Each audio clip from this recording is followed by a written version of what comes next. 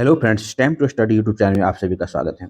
आज हम लोग फ्रेंड्स भारत का भूगोल यानी भारत का भूगोल का ये दूसरा वीडियो है, जिसमें हम लोग भारत का अक्षांशीय विस्तार रिलेटेड आपकी घटना चक्र पुस्तक में जितने भी एमसीक्यू क्वेश्चन पूछे गए फ्रेंड्स, सही पे हम लोग डिस्कस करने का प्रयास करेंगे।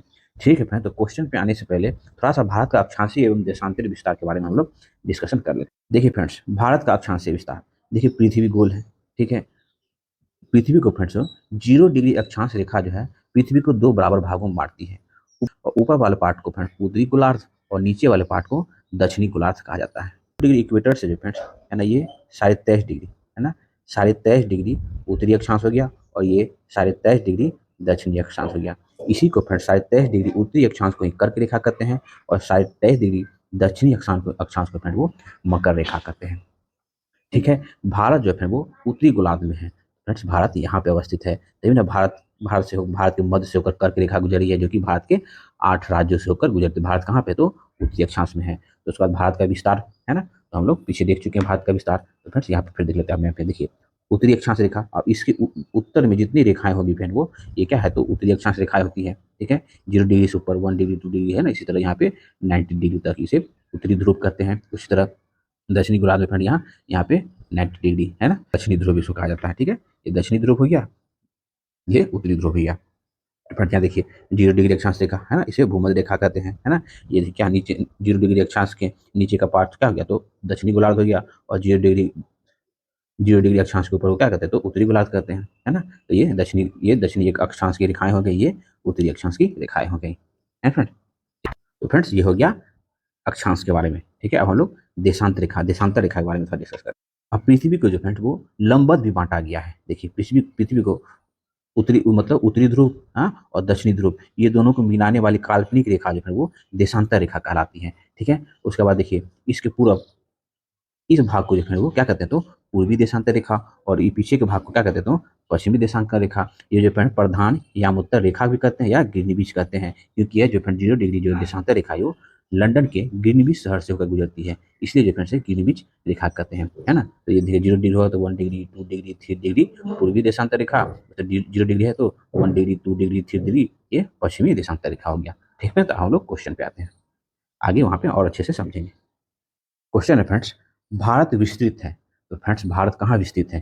फ्रेंड देखिए पृथ्वी है ना, ये 0 डिग्री अक्षांश रेखा, और ये फ्रेंड्स है ना 0 डिग्री देशांतर रेखा। तो भारत फ्रेंड्स यहाँ स्थित है, तो इस पार्ट को क्या कहेंगे, तो इस पार्ट को कहेंगे फ्रेंड्स उत्तर पूर्वी है ना। भारत कहाँ स्थित है, तो उत्तरी गोलार्ध में स्थित है और पूर्वी देशांतर में स्थित है ना। तो भारत जो है उत्तरी पूर्वी गोलार्ध में स्थित है, तो इस पार्ट को उत्तरी है। तो भारत का फ्रेंड हम लोग अक्षांशीय विस्तार देख लेते हैं और देशांतर विस्तार देख लेते हैं।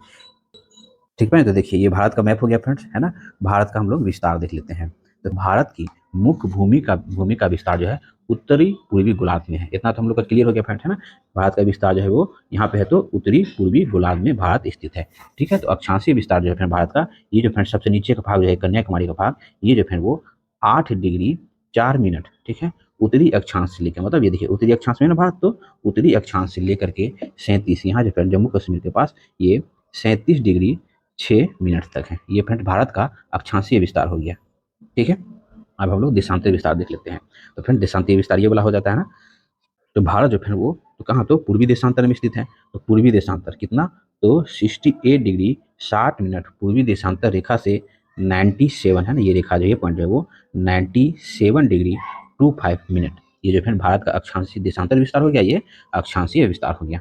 ठीक फ्रेंड्स, कोई कंफ्यूजन। कर्क रेखा जो है भारत के बीचों बीच से होकर गुजरती है, जो कि हम लोग पिछले सेट के क्वेश्चन में हम लोग ने देखा। कर्क रेखा जो है भारत के है ना एकदम बीचों बीच से होकर गुजरती है ना। तो जिसमें क्या जाता है ना, गुजरात, राजस्थान, मध्य प्रदेश, छत्तीसगढ़, झारखंड, पश्चिम बंगाल, त्रिपुरा और मिजोरम, इन 8 राज्यों से भारत की कर्क रेखा गुजरती है, जो कि 23.5 डिग्री उत्तरी अक्षांश वाली रेखा होती है। ठीक है, तो हम लोग ऑप्शन देख लेते हैं। ऑप्शन जो हम लोग देखें, भारत का देशांतीय अक्षांशीय विस्तार जो है कोनो नहीं है, क्योंकि भारत जो है वे देखिए 8 डिग्री 4 मिनट से लेके है ना 37 डिग्री 6 मिनट, ठीक है, उसके बाद 68 डिग्री 7 मिनट से लेके 97 डिग्री 25 मिनट, ये ऑप्शन में फ्रेंड्स नहीं दिया हुआ है, तो उपयुक्त में से कोई नहीं हो जाएगा, ऑप्शन डी। नेक्स्ट क्वेश्चन है फ्रेंड्स, सिक्किम से गुजरने वाली अक्षांश निम्नलिखित में से किस एक से होकर गुजरती है। तो फ्रेंड्स हम लोग मैप्स के थ्रू देख लें। तो फ्रेंड्स क्वेश्चन पूछ रहा है, सिक्किम से जो जो अक्षांश रेखा गुजरती है, ये सिक्किम, वो भारत के किस निम्नलिखित में से किस राज्य से वही अक्षांश रेखा गुजर रही है। देखिए यहाँ सिक्किम का पोजीशन है फ्रेंड्स, है ना, सिक्किम गुजर रही है।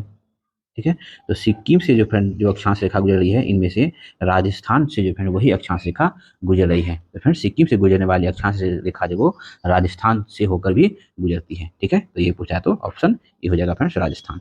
नेक्स्ट क्वेश्चन है जिस जिले से 70 डिग्री पूर्वी देशांतर रेखा गुजरती है, तो वह रेखा है, तो फ्रेंड वो राजस्थान का जैसलमेर जिला है, क्योंकि फ्रेंड ये राजस्थान का एग्जाम में पूछा गया था, इसलिए क्वेश्चन पूछा है।